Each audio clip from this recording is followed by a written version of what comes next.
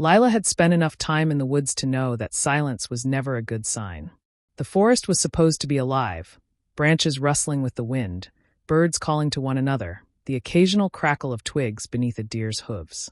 But today the air felt still, heavy, like something was wrong. She slowed her steps, her hiking boots sinking into the damp earth. A distant whimpering sound broke through the quiet. It was faint, almost swallowed by the whisper of the trees, but unmistakable. Something was crying. Lila's heart quickened. It wasn't a bird or a fox. It was something bigger, something scared. She followed the sound, weaving between towering pines and tangled undergrowth. The air smelled of damp moss and pine needles, familiar and comforting, but the tension in her chest refused to ease. Then she saw it. Nestled between the roots of an ancient oak, a small bear cub trembled, its fur matted with dirt. Its round, dark eyes locked onto hers, filled with fear. Lila froze, her breath catching in her throat. She'd seen bears before, always from a safe distance, always with their mothers close by. But this cub was alone, vulnerable. Her gaze flickered around the clearing. No sign of the mother. No rustling leaves, no warning growl. Just the little cub shaking. And then she noticed something else. A metal trap lay just a few feet away, its jaws wide open, its sharp teeth gleaming in the dappled sunlight. Lila's stomach twisted. A poacher's trap. Hat could only mean one thing. The mother bear had been taken. A cold wave of anger surged through her. She clenched her fists, the thought of poachers hunting in her forest making her skin crawl. Her father, a ranger, had warned her about them. Men who came into protected lands to capture animals for profit, caring nothing for the lives they destroyed. The cub let out another pitiful whimper, pulling her attention back. Its tiny paws kneaded the dirt, as if searching for the warmth of its mother's fur. Lila took a slow step forward. The cub shrank back against the tree, its ears flattening in fear. "It's okay," she whispered, crouching down to make herself smaller. "I won't hurt you." The cub sniffed the air, hesitant but curious. Lila knew she had to be careful. Bears, no matter how small, were still wild animals. But she couldn't just leave it here. Alone, it wouldn't survive. She reached into her pocket, pulling out a granola bar. Carefully, she unwrapped it, letting the scent of honey and oats drift toward the cub. It hesitated, its tiny nose twitching. Then slowly it inched forward. "That's it," Lila murmured, keeping her voice soft. The cub sniffed the bar, then, to her surprise, pressed its damp nose against her hand. A warmth spread through her chest. It was trusting her. She let the cub take the granola bar, watching as it nibbled cautiously. Up close, it looked even smaller, barely the size of a retriever pup. How long had it been out here alone? How long had it been waiting for a mother who wasn't coming back? Lila swallowed the lump in her throat. She had to do something. Just as she reached out to gently stroke the cub's fur, a sound in the distance made her freeze. Heavy footsteps. Twigs snapping. Voices. Her stomach dropped. Poachers. Lila barely had time to react before she heard one of them speak. "The trap's empty. You think she got away?" "No chance," another voice grunted. "We hit her with the trank. She didn't go far." Lila's pulse roared in her ears. The men were close. Too close. And if they found her with the cub, she didn't want to think about what would happen next. She had to move. Now, heart pounding, she scooped up the cub, cradling it against her chest. It let out a tiny, startled yelp, but she held it tight, whispering a desperate, "Shh." Then, without another second of hesitation, she ran. Lila's legs burned as she ran, the cub clutched tightly in her arms. The forest blurred around her, dark trunks, flashes of green, the tangled underbrush scraping against her jeans. Behind her, the voices grew louder. "Did you hear that?" one of the poachers barked. "Yeah. Over there, something moved." Lila forced herself to breathe through her panic. She couldn't let them hear her. Couldn't let them find her. The cub squirmed, frightened by the sudden movement. It let out a small, pitiful cry. Lila winced. A second of silence. Then, "There. That way." Gun clicked. Lila's stomach twisted. She dove behind a fallen log, pressing her back against the damp wood, hugging the cub close. The smell of earth and decay filled her nose. She squeezed her eyes shut, willing herself to disappear into the shadows. Footsteps crunched closer. Slow. Careful.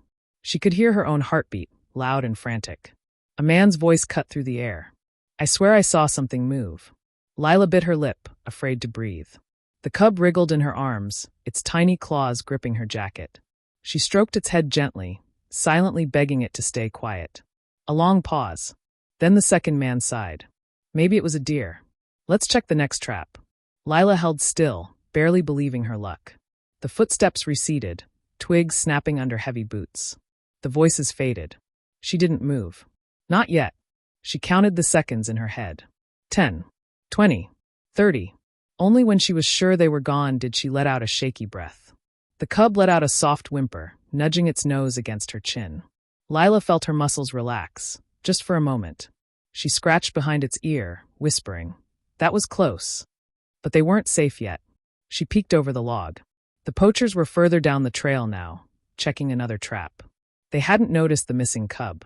Not yet, but they would soon. Lila had to get out of here before that happened. She glanced at the cub in her arms. "We need to find somewhere safe." The cub blinked up at her, trusting, unaware of the danger they were in. Lila swallowed hard. She was on her own out here. No phone. No way to call for help. But she wasn't about to let those men take this cub. She tightened her grip and took off through the trees. Deeper into the forest. Deeper into the unknown. Lila ran. She didn't stop to think. She didn't dare look back. The cub clung to her, its tiny claws digging into her jacket as she weaved through the thick trees. The forest, usually her safe haven, now felt like a trap, its winding paths and towering trunks closing in on her. Behind her, the poachers were still talking, their voices bouncing off the trees. She couldn't have gone far, one of them muttered. Lila's heart pounded. Any second now, they would realize the cub was missing. And when they did, they'd come looking. She needed a plan. Fast. Up ahead, the trail split in two. One path led toward the river. Open, dangerous, no cover. The other led deeper into the forest, toward the old ranger's cabin. Lila made her choice. She veered left, ducking low under the branches, her feet barely touching the ground. The cub whimpered against her chest, but she held it tighter. "I've got you," she whispered. "Just hold on." The cabin wasn't far now. She had been there before, a small, abandoned outpost her father used years ago. It wasn't much, but it was shelter. And right now, she needed somewhere to think. She pushed herself harder, dodging fallen logs and thorny bushes, until finally, there it was. The cabin stood in a small clearing, its wooden frame worn from years of neglect. The door hung slightly ajar, its hinges rusted. Lila rushed inside, kicking the door shut behind her. Dust swirled in the air as she leaned against the wall, her chest rising and falling with heavy breaths. Safe. For now. She set the cub down gently. It sniffed the floor, its tiny paws hesitant on the wooden planks. Lila knelt beside it, brushing a few leaves from its fur. "We're gonna figure this out, okay?" she murmured. The cub let out a soft grunt, pressing its head against her hand. Lila's heart squeezed. How long had it been since it felt safe? Since it had its mother's warmth? A sudden noise outside made her freeze. A twig snapping. Footsteps. Lila's blood ran cold. The poachers were close. She had to think. She had to hide. Her eyes darted around the cabin. The furniture was old and broken, useless for cover. The windows were too small to squeeze through. Then she spotted it, an old trapdoor in the floor. A cellar. She didn't hesitate. Scooping up the cub, she rushed over, gripping the rusty handle and yanking it open. The hinges groaned in protest. She flinched. Had they heard that? No time to wait. She slipped inside, carefully pulling the trapdoor shut above her, just as the first shadow fell across the cabin's entrance. Lila held her breath. Above her, the door creaked open. The poachers had found the cabin. And now they were inside. Lila crouched in the darkness, the bear cub pressed tightly against her chest.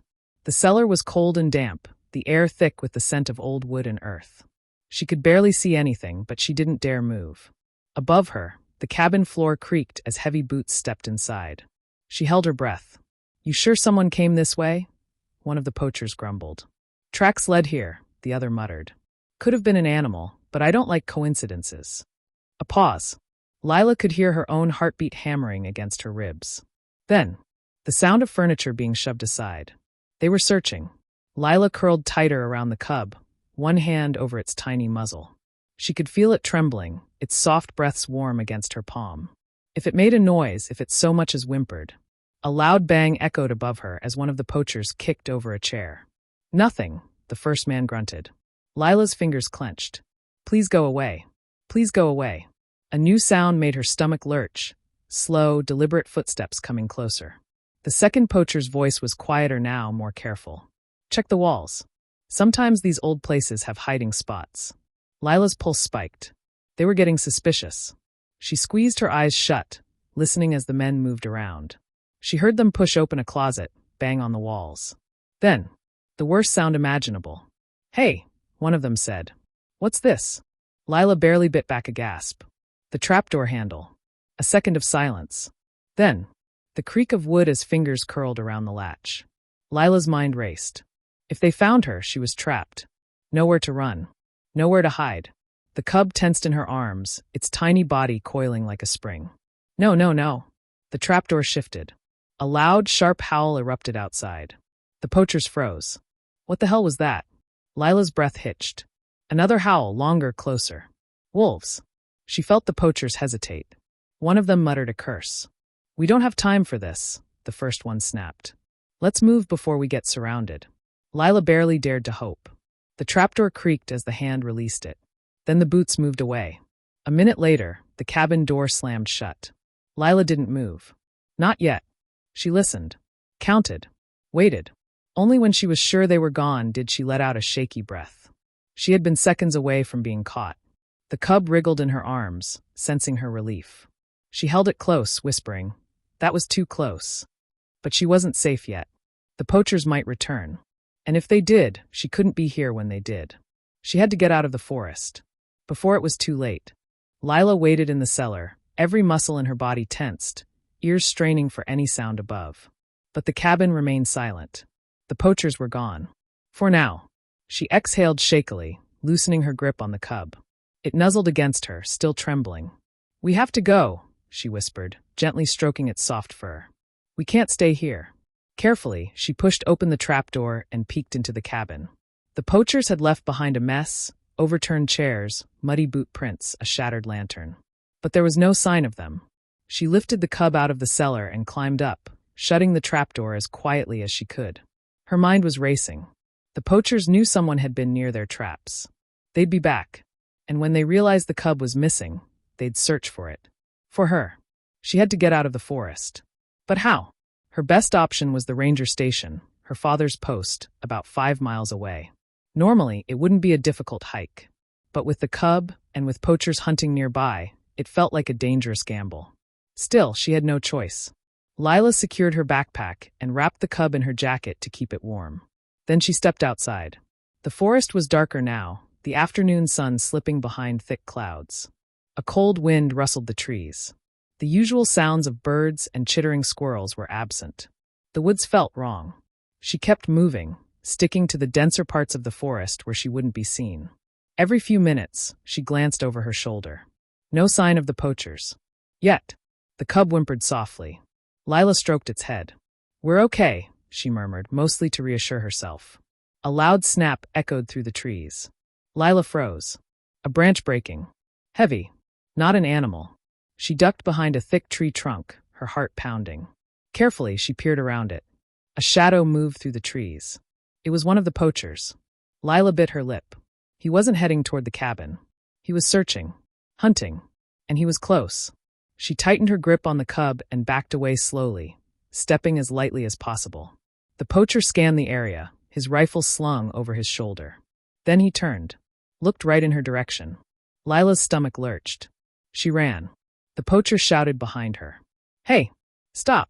She didn't stop. She tore through the forest, dodging branches and jumping over roots. The cub clung to her, whimpering in fright. More voices echoed behind her. The second poacher. "They're running. Get the dogs." Lila's blood turned to ice. Dogs. She ran faster, her lungs burning, but she could already hear the distant barking. They were letting the hounds loose. She wasn't going to outrun them. She had to hide. Then, through the thick trees, she spotted something, water. A waterfall. The river that ran through the forest. And behind it, a cave. Lila didn't hesitate. She sprinted toward it, nearly tripping on the slippery rocks. The roar of the waterfall filled her ears as she reached the edge. The barking grew louder. Closer. She glanced back. Dark figures were moving through the trees. No time. Holding the cub tight, she took a deep breath and plunged through the freezing curtain of water. The icy water slammed against Lila's skin as she plunged through the waterfall. For a terrifying second, she couldn't see, couldn't breathe. The world was nothing but freezing white noise. Then she stumbled forward, gasping, dripping wet. She had made it. The cave behind the waterfall was dark and narrow, its walls slick with moisture. Water dripped from the ceiling, echoing in the cramped space. The cub shivered in her arms, letting out a soft, frightened whimper. Lila held it close. "Shoo, it's okay," she whispered, though she wasn't sure if that was true. Outside, the barking of the hounds grew deafening. They had reached the riverbank. Lila crouched, pressing herself and the cub into the shadows. She peeked through the thin veil of rushing water. 2 figures emerged from the trees. The poachers. The dogs sniffed the ground, whining in confusion. The river had washed away her scent. Lila bit her lip, barely daring to breathe. One of the poachers cursed. "Damn it! She was right here. She must have crossed," the other growled. Or maybe she climbed up. Lila's pulse pounded. If they got any closer, they might see her through the falls. She needed them to leave. But then, the cub let out a tiny sneeze. Lila's stomach dropped. The nearest poacher's head snapped toward the waterfall. What was that? Lila's heart thundered. The man took a step toward the water's edge. The dogs barked wildly, sensing something. No, no, no. And then, a deep, guttural growl rumbled through the forest. Not from the poachers. Not from the dogs. From something else. The men froze. A massive shadow moved between the trees. The hounds whined, tails tucking between their legs. The first poacher turned, his face paling. What the hell? The bushes exploded. A bear, a massive one, charged into the clearing, roaring loud enough to shake the ground. Lila's breath caught. It wasn't just any bear. It was the cub's mother. The poachers barely had time to react. The bear reared onto its hind legs, towering over them, its golden brown fur bristling with rage. One of the men stumbled backward. We tranked her. She shouldn't be awake. The bear didn't care. She lunged. The poachers scrambled, tripping over themselves as they ran for their lives. The dogs bolted with them, their barking turning to frightened yelps. Within seconds, the clearing was empty. The mother bear stood still for a moment, sniffing the air. Then, slowly, she turned toward the waterfall. Toward Lila. Lila's breath caught. The bear locked eyes with her through the cascading water. A deep silence settled. Then the cub wiggled in Lila's arms and let out a tiny chirp. The mother bear's ears perked. Lila hesitated, but then, gently, she stepped forward. She reached out, pushing through the cold curtain of water, and carefully set the cub on the damp ground. For a second, the little bear hesitated. Then it waddled toward its mother, chirping excitedly. The mother bear lowered her head, nuzzling her baby. Lila swallowed the lump in her throat. The bear lifted its massive head again, looking at her. And then, to Lila's shock, it let out a soft, deep huff, not a growl. A thank you. Lila smiled, her heart swelling. Then, with one last look, the mother turned, guiding her cub back into the forest. Lila watched them disappear into the trees, the weight in her chest lifting. They were safe, and so was she. But the poachers were still out there, and she wasn't done with them yet. Lila stood at the mouth of the cave, still breathless, her soaked clothes clinging to her skin. The forest was silent now, only the distant rustle of leaves and the fading sounds of the poachers crashing through the underbrush. They were running, scared, but they wouldn't stay gone forever. Her hands curled into fists. These men had set cruel traps, stolen animals from their home, and nearly killed a helpless cub. They wouldn't stop unless someone stopped them. And Lila knew exactly how. She sprinted toward the ranger station. The trail was slick with mud, but she barely noticed. Her body ached from exhaustion, but she pushed on, fueled by something stronger than fear, determination. She knew these woods better than anyone. She cut through hidden paths, leaping over fallen logs, her pulse steady.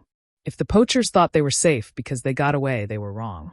The ranger station came into view, an old wooden building nestled between the trees. Warm light glowed from the windows. Lila burst through the door. Ranger Tom, her father's closest friend, looked up from his desk, startled. Lila? What? They're in the forest, she panted. Poachers. 2 of them. They have traps, guns. They were after a bear cub. Tom's face hardened. He didn't ask questions. He just grabbed the radio. Dispatch, we've got poachers in Sector 4 near the river, he said, his voice clipped. Send backup. A crackle, then a response. Copy that. Units on the way. Lila let out a shaky breath.